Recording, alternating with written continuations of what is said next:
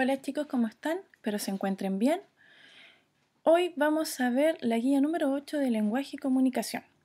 En esta guía vamos a ver qué es lo que hemos visto durante este año, a lo que vamos de este año. Veamos. Recordemos, ¿qué fue lo primero que vimos? Cuando comenzó el año repasamos el abecedario y conocimos los grupos consonánticos.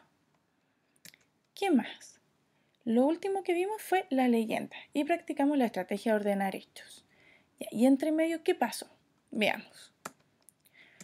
Vimos los grupos consonánticos, como la tr para escribir dragón, vimos el cl para escribir clavel, vimos la pr de princesa, vimos la tr de tren, vimos la tl de atleta, vimos la pl de blusa, vimos la pr de brocha, vimos la fl de flor, vimos la fr de frutilla, vimos la gl de globo, vimos la gr de grúa, vimos la cr de cruz y vimos la pl de plátano. Ahí está. Todas estas nos permitieron poder leer más palabras que las que ya podían leer el año anterior. ¿Recuerdan? Perfecto. Además de ver los grupos consonánticos, recordamos también cuando escribíamos con mayúsculas. Y dijimos que con mayúsculas se escribían los nombres de personas, los nombres de animales, los nombres de lugares como ciudades o países y al empezar una frase o oración. Ahí está el ejemplo. Por ejemplo, María y Juan están en el cine. María va con mayúscula porque está comenzando una oración y además es un nombre de persona, al igual que Juan. Y nosotros destacamos las mayúsculas escribiéndolas con rojo. ¿Lo recuerdan? Después leímos muchos cuentos y estuvimos viendo las partes del cuento y aplicando algunas estrategias. Dijimos que debíamos comprender lo que leemos. Entonces, cuando leíamos un cuento, debíamos saber que pertenecía al mundo de la fantasía, que tiene un inicio, un desarrollo y un final. Leímos muchos cuentos, como por ejemplo El gato con botas. ¿Recuerdan ese? El gato con botas, recuerda que tenía muchas aventuras. Se trataba de un molinero que moría y a su hijo menor le dejaba como herencia un gato. Y este gato le pidió un sombrero, unos guantes y unas botas a su amo y le prometió convertirlo en un hombre rico. Y hizo muchas peripecias, pasó por muchas aventuras junto a su amo, a quien llamó el Marqués de Carabás, para lograr su cometido y lo transformó en un hombre rico.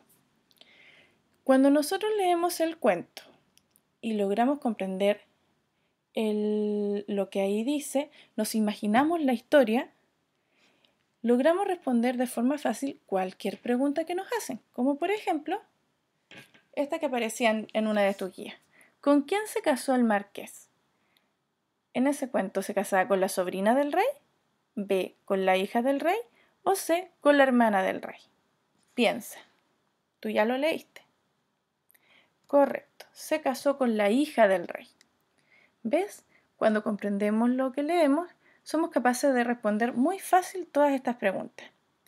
También somos capaces de cambiar la historia. Por ejemplo, acá tienes una actividad que dice, propone un final alternativo para esta historia. Para eso tú tienes que ser capaz de cambiarle el final, de pensar en otro. Por ejemplo, en el final de esta historia, el gato logra que el Marqués de Carabás se case con la princesa, ¿cierto? Y ahí termina la historia. Imagínate si decimos que el gato con botas se enamoró de una gata del reino y también se casó. Ahí cambiamos el final. Luego estuvimos leyendo una leyenda.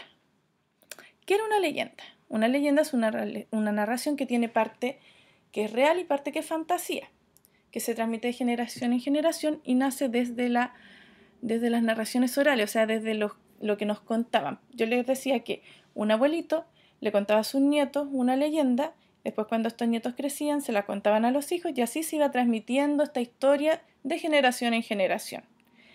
Intenta explicar algo como por ejemplo el origen de un pueblo, algunos fenómenos de la naturaleza como la lluvia, los relámpagos, y se caracteriza por ciertos animales y el surgimiento de montañas o ríos.